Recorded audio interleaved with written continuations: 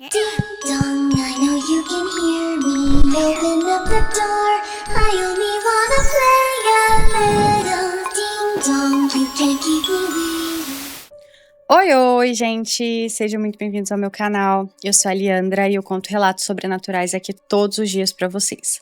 Bom, se por um acaso você caiu de paraquedas aqui, eu também conto relatos mais curtos no meu TikTok, no meu Instagram, e essas redes sociais estão aqui embaixo na descrição do vídeo. Se por um acaso você tiver aí algum relato sobrenatural para me enviar, os relatos devem ser enviados pro e-mail que também já fica aqui embaixo na descrição, assim como o link pro Spotify, porque para quem não sabe, todos os vídeos postados aqui estão disponíveis lá no Spotify também. Bom, como vocês sabem, eu não gosto de enrolar na introdução, então já vamos para os relatos de hoje, mas antes não se esqueça de se inscrever no canal, caso você ainda não seja um inscrito, de curtir esse vídeo agora no início, porque ajuda muito a divulgar o vídeo aqui na plataforma, e de hypar o vídeo se estiver aparecendo essa opção para você. Bom, agora sim, recadinhos dados, vamos ao nosso primeiro relato desta coletânea, deixa eu só ajeitar aqui. Vamos lá. O nosso primeiro relato, gente, se chama A Ligação que Veio de 10 anos atrás. Vamos ver. Olá, Liandra, e a todos que assistem o canal. Não vou enrolar porque eu sei que você não gosta, então bora pro relato e os nomes estão trocados. O meu pai é policial, Lee, e ele tem umas histórias que de vez em quando me arrepiam muito. Uma delas, que é a que eu vou contar agora pra você, pra mim, na minha opinião, é uma das mais perturbadoras. Ela aconteceu em uma noite enquanto ele estava de plantão. Segundo meu pai, era uma madrugada bem quieta, daquelas que você só ouve o grilo. Lembrando que nós moramos em uma cidade, assim, não é uma cidade tão do interior, mas também não é uma cidade tão movimentada. Bom, meu pai e o parceiro dele, que aqui vou chamar de Sargento Mário, eles receberam um chamado. Uma briga de casal violenta na rua tal, número tal. Como eu não sei se ela trocou ou não, eu não vou falar não. Enfim, a ligação tinha sido super rápida, meio cortada, e parecia ter sido feita por uma mulher que estava muito assustada. Meu pai conta que pela voz, ela estava implorando por socorro, sabe? Tipo, me ajuda, por favor, me ajuda, cheguem rápido. Tipo assim. E bom, a casa era uma dessas mais antigas, meio escondida atrás de um matagal, que precisava ser cortado. Quando chegamos, percebemos que as luzes estavam todas apagadas. Meu pai e Mário desceram da viatura com as lanternas ligadas, é claro. Foram até a casa, bateram na porta, chamaram, mas nada. O silêncio, assim, era total. Eles deram uma volta ali, né, na casa, olharam pelas janelas. Só que assim, Li, a casa parecia estar vazia. Era como se ninguém morasse ali há meses ou então até há anos. Não tinha carro na garagem, não, assim, roupa no varal, não tinha nada. Nem mesmo um chinelo na porta. Meu pai estava prestes a mandar o chamado como falso alarme, quando uma vizinha da frente, uma senhora de camisola, abriu a porta e acendeu ali a luz da varanda. E aí ela perguntou, né? O que houve, rapazes? O que tá acontecendo? E ela até perguntou assim com uma voz meio baixinha, sabe? Por conta da idade, né? E aí o meu pai explicou sobre a ligação de uma suposta briga de casal. E foi ele falar isso, Li, que segundo ele, a senhora ficou com uma expressão muito estranha no rosto. E aí meio que perguntou, briga de casal? Aqui? Ela olhou para a casa escura e falou, meu filho, não mora ninguém aqui há anos. Essa casa tá abandonada. O máximo que entra aí são os gatos. Meu pai insistiu que tinha recebido um chamado de socorro e que o endereço era aquele. A vizinha então balançou a cabeça com um olhar meio triste e disse, a última briga que teve naquela casa, ela meio que, né, suspirou. Foi terrível. O casal que morava ali era jovem, mas ele era doente de ciúmes. Um dia, os vizinhos ouviram os gritos, os barulhos, mas quando a polícia chegou, já era tarde. Ela se aproximou ali do portão da casa dela, falando cada vez mais baixo e meio que sussurrou. O marido, num excesso de fúria, matou a esposa. E depois se matou, logo em seguida. E isso tem o quê? Deve ter uns 10 anos que isso aconteceu. A vizinha disse isso e ficou olhando para casa, onde o escuro parecia engolir a varanda e todo o restante. E concluiu dizendo: o povo diz que de vez em quando, nos horários em que a briga acontecia, ainda dá para ouvir a voz dela, meio que gritando, pedindo socorro. Mas eu, graças a Deus, nunca escutei nada. Talvez por não ouvir já muito bem de um dos meus ouvidos. De repente era isso mesmo. Mas enfim, meu pai e Mário não falaram nada. Olharam um para o outro, sentiram ali um arrepio, meio que um frio na espinha. Agradeceram a mulher, por ajudar e a contar a história e foram embora. Até hoje, o meu pai não entende como ela, sendo um fantasma, ligou. E por que ligou, sabe? Bom, Li, até hoje é uma grande incógnita. Se você ou se os inscritos souberem o que pode ter sido isso, podem colocar nos comentários, pois eu assisto todos os vídeos, então se você ler a história, eu provavelmente vou ver no vídeo. Um beijo, tá? Muito obrigada por ter enviado o relato. Então, assim, vou deixar com a galera que tá assistindo o vídeo para botar aí nos comentários o que pode ter sido, porque eu vou ser bem sincero, não faço ideia, porque, gente, não tem como ter sido só uma impressão. O negócio ligou pra delegacia. Tipo, como? Se nem telefone na casa, não tinha telefone. E mesmo que tivesse, a linha teria sido cortada há muito, muito tempo. Então, realmente é um negócio que não faz muito sentido. Mas é aquilo, né, gente? O sobrenatural nem sempre vai fazer sentido. Então, coloquem aí nos comentários o que vocês acham que pode ter acontecido aqui. Mas, de qualquer forma, olha, um beijo, muito obrigada. E vamos para o próximo relato. O nome do nosso próximo relato se chama O Ritual de 2008. Quando a devoção se tornou morte. Eita. Vamos lá. Oi, Lilica, me chamo Débora, nome fictício. O relato a seguir foi vivenciado pelo meu pai. É uma história muito bizarra e pedi para ele compartilhar com você e os inscritos do canal. Ele mesmo escreveu e você pode ler sem problemas, pois eu pedi para ele trocar os nomes. Então agora é como se fosse o pai dela contando.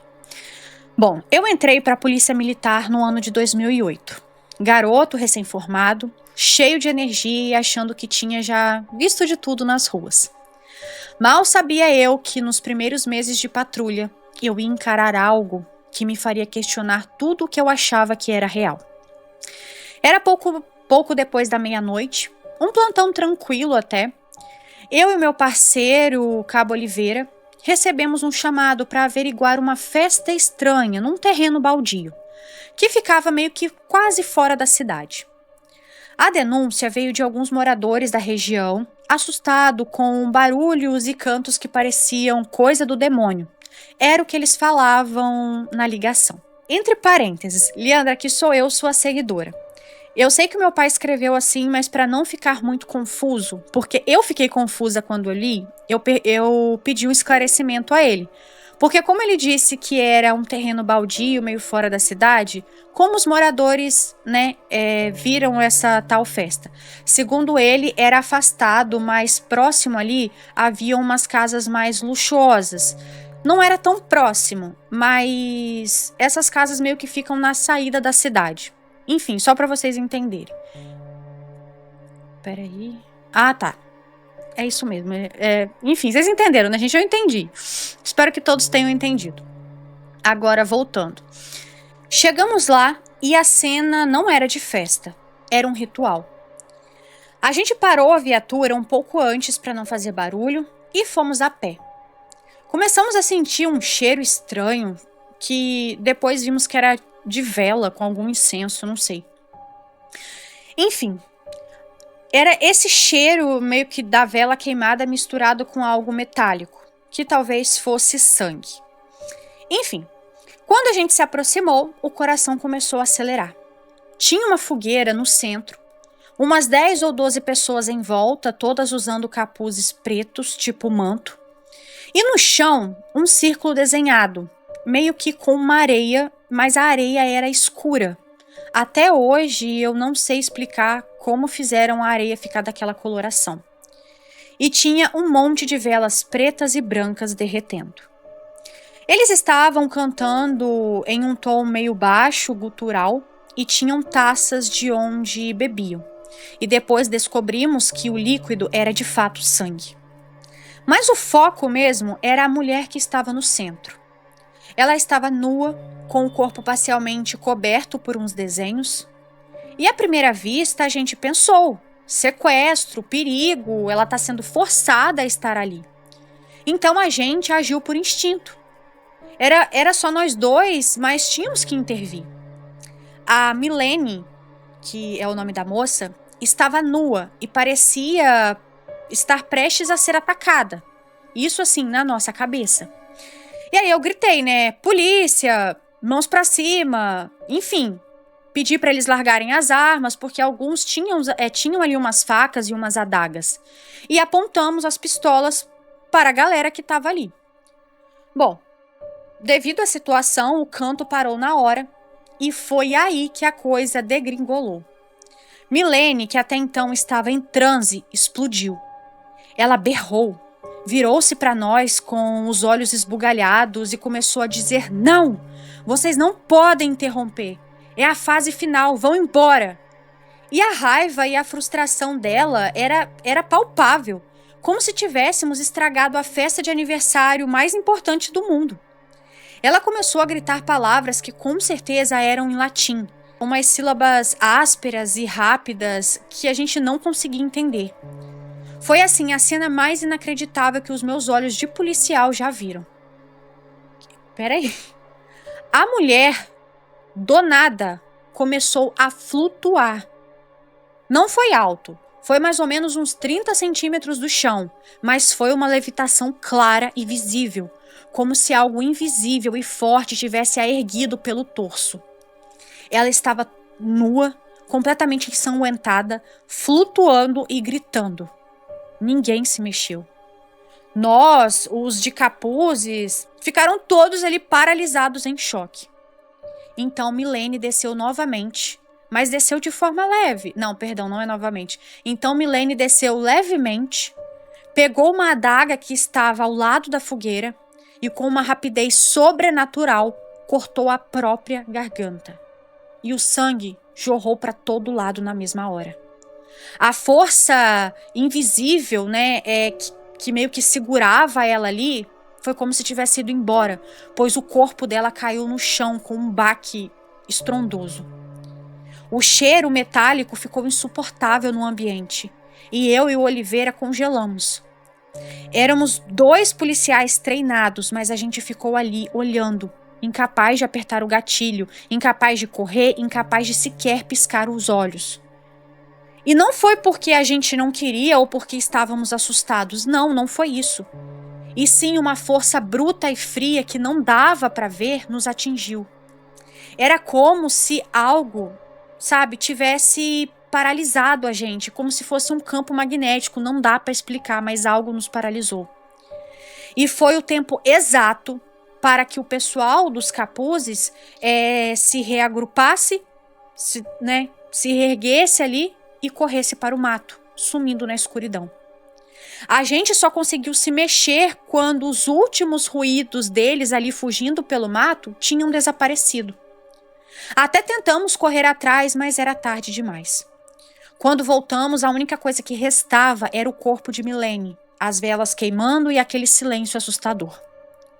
No relatório oficial, tivemos que mentir sobre a paralisia. Dissemos que o choque e a escuridão dificultaram a perseguição, mas a verdade é que fomos impedidos por algo que não está nos manuais da polícia. Como eu mencionei, né, o nome, vocês já devem imaginar que o corpo da moça foi identificado e achamos a sua família, que dizia não estar surpresa com o fim de sua filha, pois ela estava andando com pessoas muito estranhas. Antes que alguém pergunte se achamos as pessoas que estavam presentes no ritual, bom, não achamos. Na época, fomos instruídos por superiores a arquivar isso. E eu lembro até da fala: você tem filha pequena e se eu fosse você, eu deixava isso quieto. E eu deixei, porque a minha família vem em primeiro lugar. Agora sou eu, Li, sua seguidora, e eu sei que parece mentira, mas não é. Eu poderia até citar aqui algumas coisas para mostrar que realmente isso aconteceu, sabe, como prova. Mas eu acho melhor não, pois os seus seguidores estão muito ágeis ultimamente. E aí acaba por aqui. Peraí, ela me mandou mais algumas coisas. Ah, tá. Ela pediu para não falar. Ok. Eu não vou falar. Ó, um beijo, tá? Muito obrigada. Porque realmente tem uma matéria, mas ela me mandou o link, mas é óbvio que eu não vou colocar aqui, e muito menos eu vou falar. Ela não falou o nome da cidade, né, nem nada. Não falou.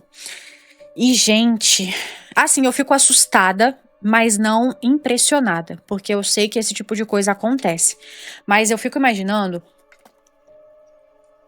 tipo assim, quando é uma pessoa que ela já tá mais familiarizada com esse tipo de assunto, é uma coisa. Agora eu fico imaginando para uma pessoa que não acredita muito no sobrenatural, nessas coisas de seita, de pacto, e ver uma situação dessa, deve ficar uma coisa extremamente. Assim, você deve ficar em choque por um bom tempo. E aqui, provavelmente era um ritual de devoção a algo demoníaco, né?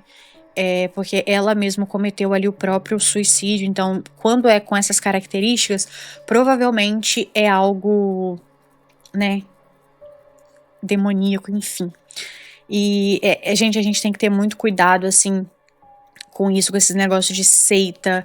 Porque, assim, nem toda seita, né, gente, tem demônio ligado, né? Eu sei que tem muitas pessoas que ligam isso, igual quem me segue lá no Instagram, eu até postei que eu tava assistindo uma série que é nova da Netflix, que o nome, se eu não me engano, o nome da série é Desobedientes. Eu acho que é isso o nome da série. E aí, quando eu vi a sinopse, né, sinopse, sei lá, que tava lá seita, aí eu falei com o Davi, nossa, a gente tem que assistir, é sobre uma seita e tal. Aí o Davi, não quero assistir nada de demônio, não. Aí eu expliquei pra ele, eu falei, meu bem, todo mundo acha, sabia? Muita gente acha que tudo que é seita tem que ser ligado a demônio, essas coisas. E não, gente. Inclusive, dessa série da Netflix não tem nada a ver com demônio. Os demônios são as próprias pessoas que fazem lavagem cerebral. Inclusive, assistam, é uma série muito boa, eu gostei muito.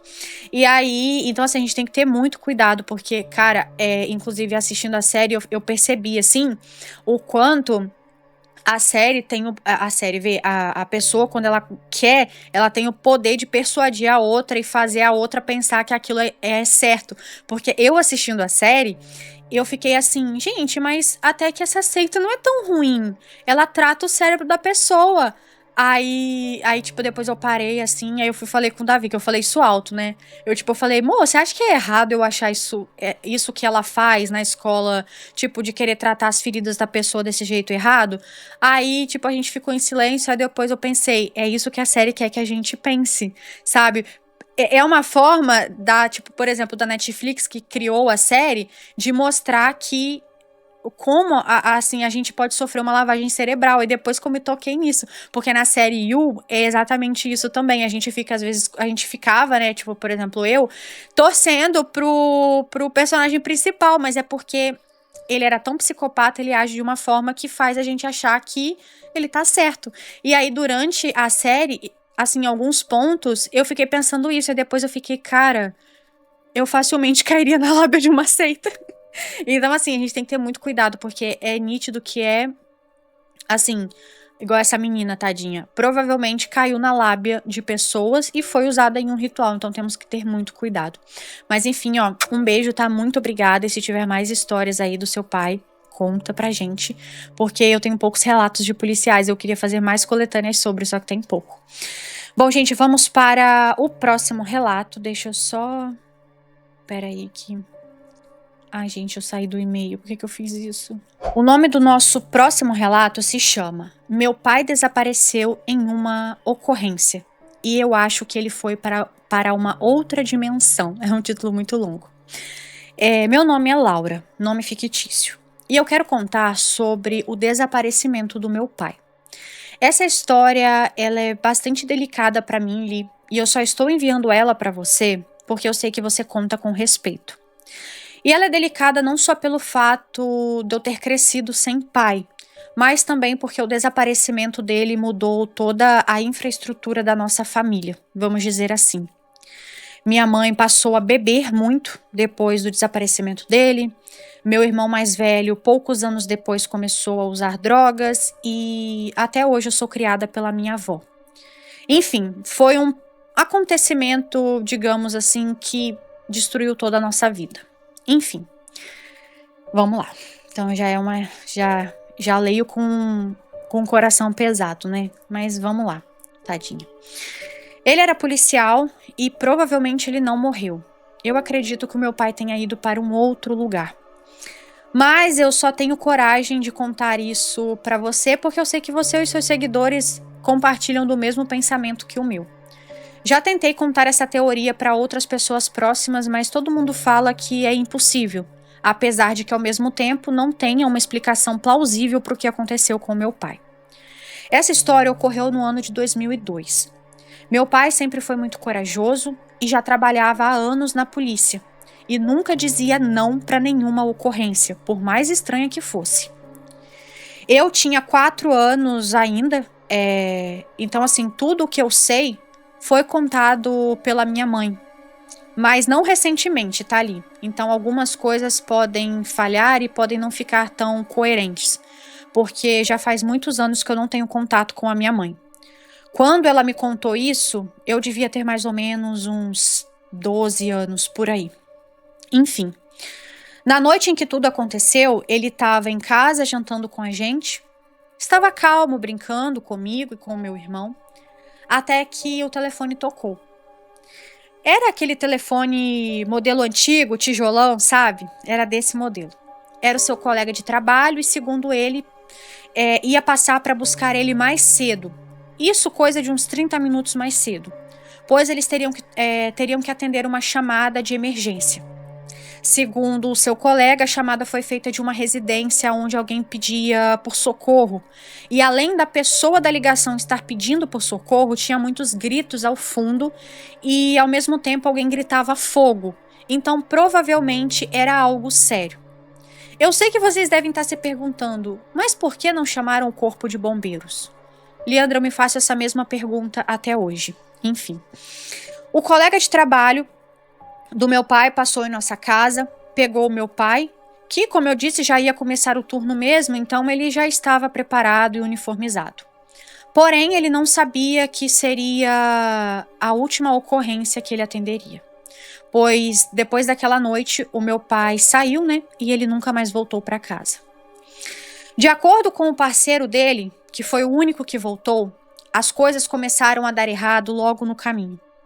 A viatura começou a falhar, o motor do carro meio que dava uns engasgos, sabe? Até que simplesmente o carro morreu. Eles tentaram ligar o rádio, mas nada, só um chiado estranho. Tentaram usar o celular, mas os dois desligaram ao mesmo tempo, mesmo estando com a bateria cheia. E para quem é da época sabe que esses telefones duravam até 4, 5 dias sem precisar carregar. Mas enfim, apagaram como se algo tivesse drenado a energia deles. Eles estavam no meio de uma estrada cercado de mata dos dois lados, sem nenhuma casa por perto. O GPS do carro, que estranhamente ainda estava ligado, mostrava que o ponto da ocorrência não estava tão longe, né, de onde eles estavam ali. Então eles decidiram ir a pé. Mas o rapaz conta que foi eles saírem do carro e bater a porta que o GPS desligou. Sim, muito bizarro. Enfim, quando chegaram até a tal casa, ela parecia abandonada há anos. As janelas estavam quebradas, a porta caída e o ar lá dentro era completamente diferente. Era frio. O parceiro dele contou que sentia como se o tempo tivesse parado ali. Eles começaram a chamar, procuraram em todos os cômodos, mas não tinha ninguém. Não tinha nenhum móvel na casa, nenhuma marca de vida, era só o silêncio. Eles ficaram ali por alguns minutos até que o parceiro disse que não aguentava mais o clima do lugar e decidiram voltar para a viatura. Mas foi aí que começou o verdadeiro pesadelo. Eles voltaram pelo mesmo caminho, até porque não tinha bifurcação, não tinha outra estrada, não tinha nada, era só aquela estrada. Só que eles não acharam o carro. O parceiro disse que era como se a estrada se repetisse. Era sempre o mesmo tronco caído, a mesma cerca velha, os mesmos arbustos. Eles caminhavam, mas nunca saíam do mesmo lugar. Era como se eles estivessem presos num ciclo sem fim ou como se alguém tivesse drogado eles. O parceiro conta que chegou em um momento em que ele percebeu até as próprias pegadas no chão, sabe? Como se estivesse realmente num loop infinito. Eles começaram a correr e estavam desesperados, até que depois de muito tempo, eles viram luzes ao longe. Porém, além dessas luzes, adivinha quem estava quase que na frente deles agora? Sim, o carro. Porém, o colega do meu pai não queria saber do carro. Ele queria seguir as luzes e sair dali. Porém, o meu pai não. Ele dizia que eles deveriam tentar ligar o carro, porque senão o custo do carro poderia até sair do salário dele, sabe? Se deixasse para trás e alguém roubasse. Então, o meu pai disse que ia ficar, ia mexer na fiação ou no motor e fazer o carro ligar. O meu pai, ele tinha muitas habilidades com isso. Então, ele sabia que se ficasse mais ali, poderia consertar o carro. Porém, o seu colega disse que não ficaria. E foi aí que eles se separaram. E após o que pareceu horas, o colega do meu pai chegou na cidade. Sim, aquelas luzes que eles viram era de fato a vida normal, né? Vamos dizer assim. E ali o telefone dele ligou. E quando ele observou a hora, não tinha se passado nem 30 minutos. O colega do meu pai conta que sentiu uma tonteira enquanto corria. E aí ele teve que parar, botou a mão na cabeça e olhou para baixo, tipo sentindo uma certa pressão. E quando ele levantou a cabeça, que foi quando ele, se deu conta de que ele estava em um bairro movimentado. Então, dessa forma, ele não sabia como voltar para chamar o meu pai. E a primeira coisa que ele fez foi pedir uma carona para ir até a delegacia. E chegando lá, ele contou tudo. Por mais estranho que essa história parecia, ele contou tudo e não ficou com medo de o chamarem de louco. E foi aí que começaram as buscas pelo meu pai e pelo carro. Eles tentaram rastrear o telefone dele e o carro, mas nada dava certo. A localização de ambos davam meio que em um lugar muito próximo, porém quando eles iam lá não tinham nada. O colega de trabalho do meu pai até tentou refazer o percurso e foi junto com as buscas no local aonde a localização dava. Mas ali não era o mesmo lugar. Era um lugar meio que movimentado, tinha casas, não era aquele ermo de antes. Enfim, no final das contas, o colega de trabalho do meu pai, teve que ser afastado, porque ele meio que enlouqueceu. E até hoje ele está assim. E o meu pai, ele é dado como desaparecido até hoje. Sei que muitos vão teorizar que talvez o colega do meu pai fez algo com ele, mas não foi isso. Ele fez até teste de polígrafo e ele passou. Ele contou essa mesma história diversas vezes e até hoje ele conta. E como eu disse, até hoje ele é perturbado das ideias. Eu acho que o erro do meu pai foi ter ficado para consertar o carro. E eu acho que o carro ficar visível para eles foi uma armadilha. E o meu pai, coitado, infelizmente caiu direitinho. A minha mãe já até jogou cartas para saber onde ele está. E nas cartas saiu que ele ainda está vivo, porém em um lugar frio e solitário. E não saiu nada mais que isso. Como eu disse, hoje eu não tenho mais contato com a minha mãe.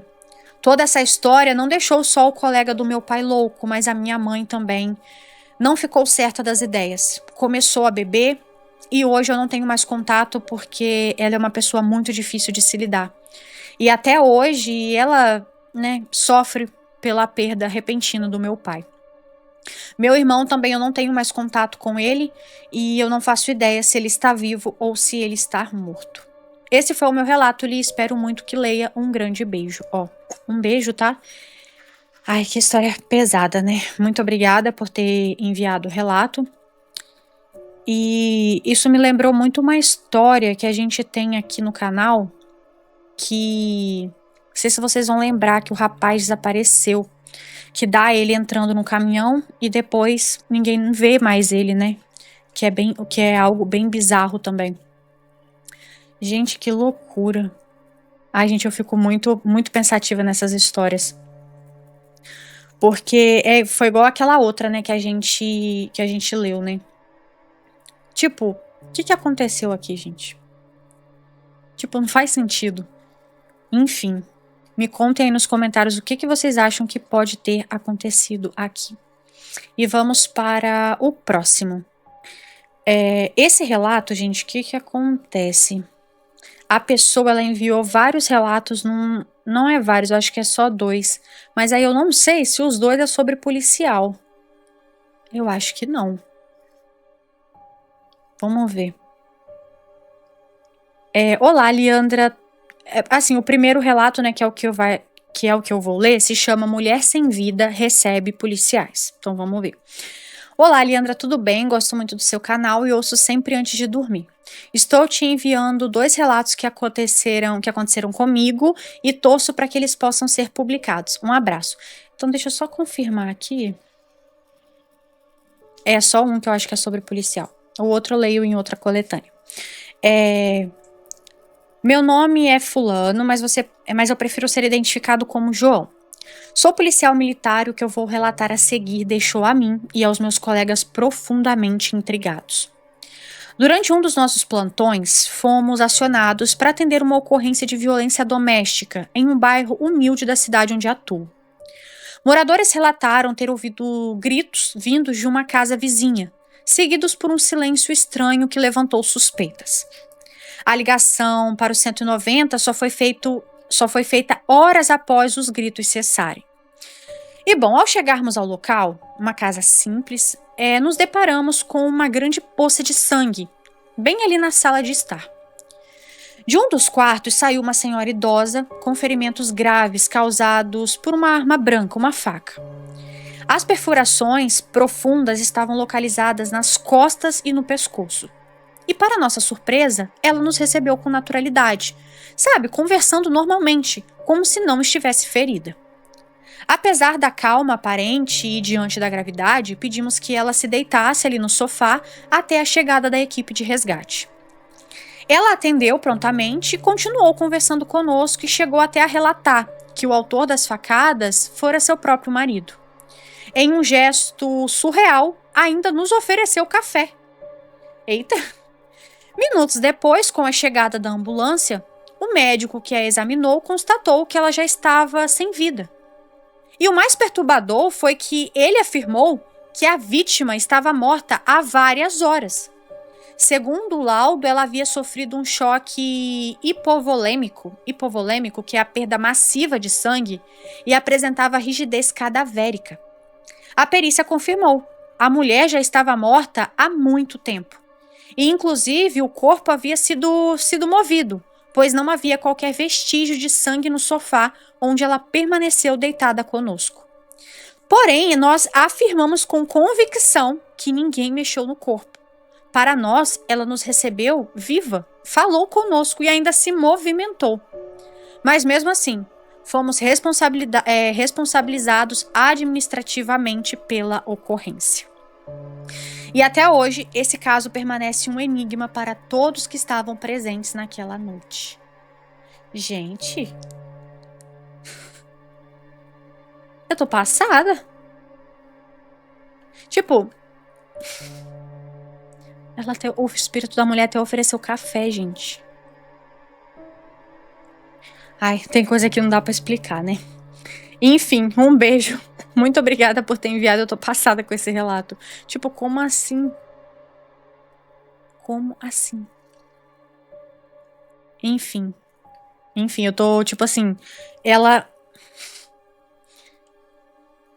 Enfim, vamos finalizar o vídeo, né, que esse é o último da coletânea, porque realmente, gente, eu fiquei sem palavras nesse relato, porque, cara, como assim?